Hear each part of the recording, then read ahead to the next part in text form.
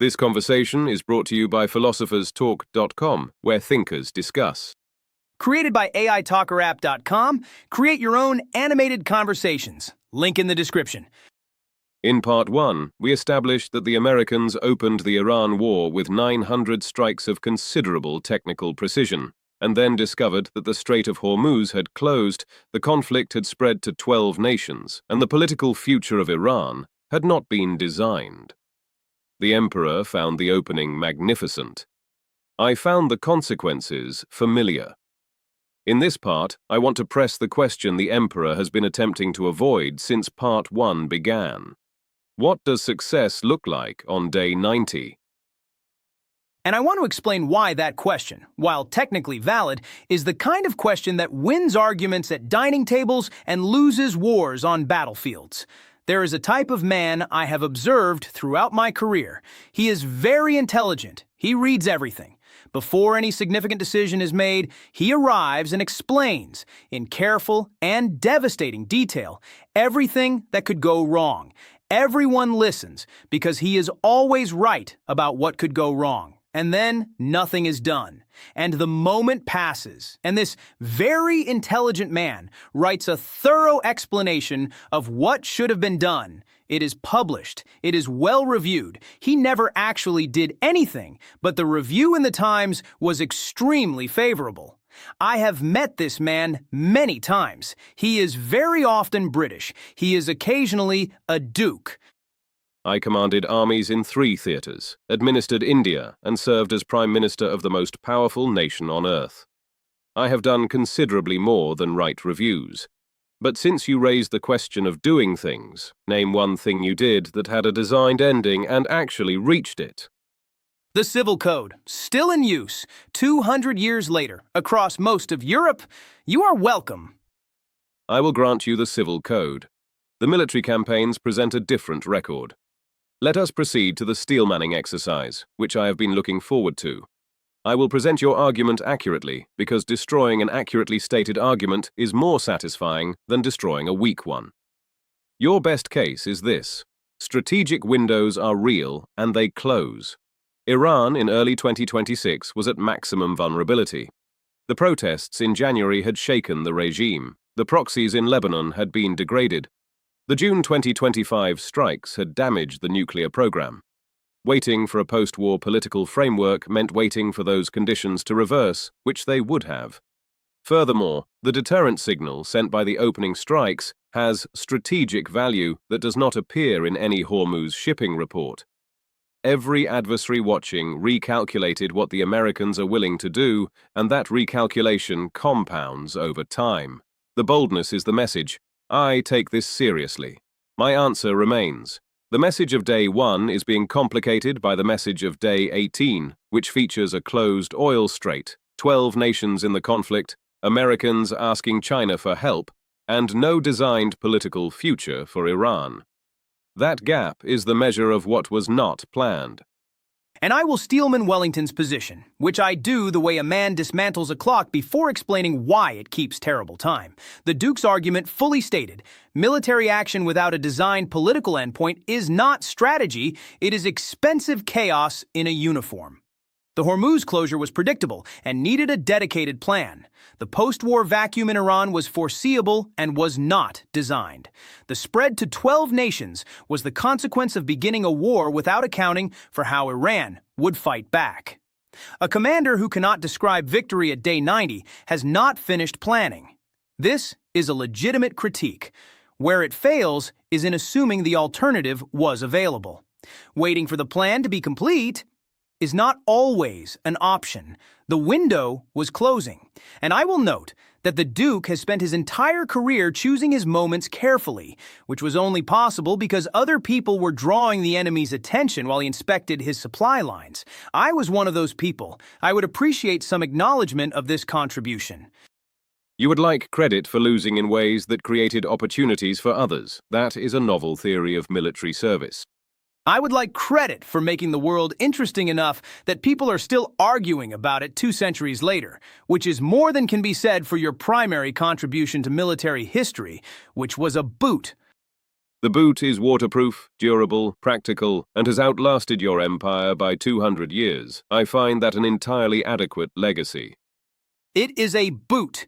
You preserved things. You maintained things. You are the greatest administrative conservator in the history of armed conflict, and you call it victory when what you actually did was stand in a field in Belgium and not die until the Prussians arrived. The IRGC spokesman has confirmed Iran has not yet fired its most advanced missiles. The regime is destroyed but not replaced. What the Americans need now is not more strikes. It is a political architecture for what comes after, and I do not see one.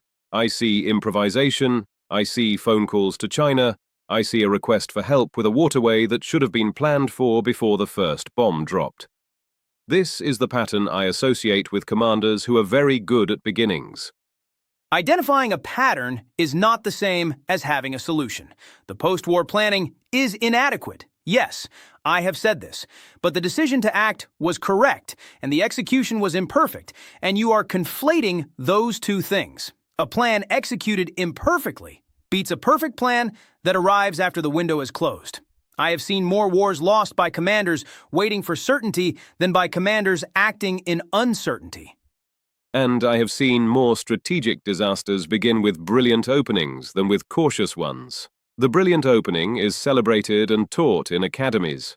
The consequences appear in different chapters, written by different people, usually titled things like occupation costs or regional destabilization assessment.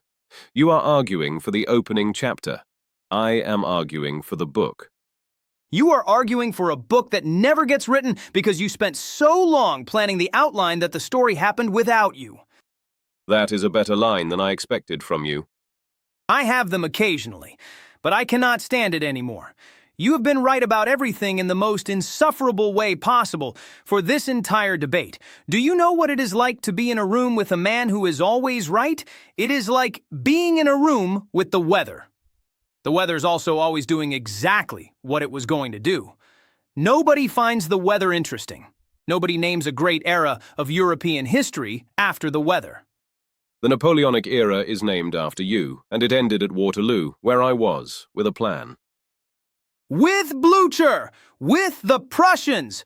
Always with the Prussians! If Blücher is 1 hour later, you are a footnote, and I am still emperor. If you had not invaded Russia and lost 400,000 men, every nation in Europe does not unite against you. Blücher is not available, and the outcome is different before we even reach the afternoon you keep replaying. Your defeat was the consequence of your prior decisions. That is the argument. That has always been the argument. And it is the same argument about Iran. The Iran War is not Waterloo. It has the same shape, brilliant opening, no designed ending, opponents who refuse to behave as expected, and now everyone is telephoning people and hoping it resolves. That is your career summarized and apparently also current American foreign policy. I would have won with 1 more hour. You have been saying that since Moscow, and it has not improved with repetition. Waterloo was a series of preventable accidents, and none of them were my fault. Preventable accidents are what you get when you have no plan for what happens when things go wrong, which is precisely what I said about Iran in Part 1 and Part 2, and every time you changed the subject to avoid it. Please subscribe to philosopherstalk.com, where genuine strategic genius is demonstrated weekly, unlike the careful defensive positioning that the Duke of Wellington calls a career. Like this video, and consider that the man who just spent 2 episodes explaining why everyone else's plans were insufficient has never himself attempted anything large enough to fail at. Interestingly, he is the greatest general of his era at winning battles he was already going to win. I congratulate him. It is not nothing. It is, however, not nothing in a very small way. Do subscribe to philosopherstalk.com, where you will find evidence-based reasoning rather than exciting anecdotes about campaigns that ended in exile. Like the video. The most theatrical man in this room has spent 2 episodes arguing that imperfect plans are acceptable as long as the opening is magnificent, a philosophy that produced Austerlitz, Wagram, and Moscow, and also St. Helena, and also the smaller St. Helena to which he was transferred when the first one proved insufficiently remote.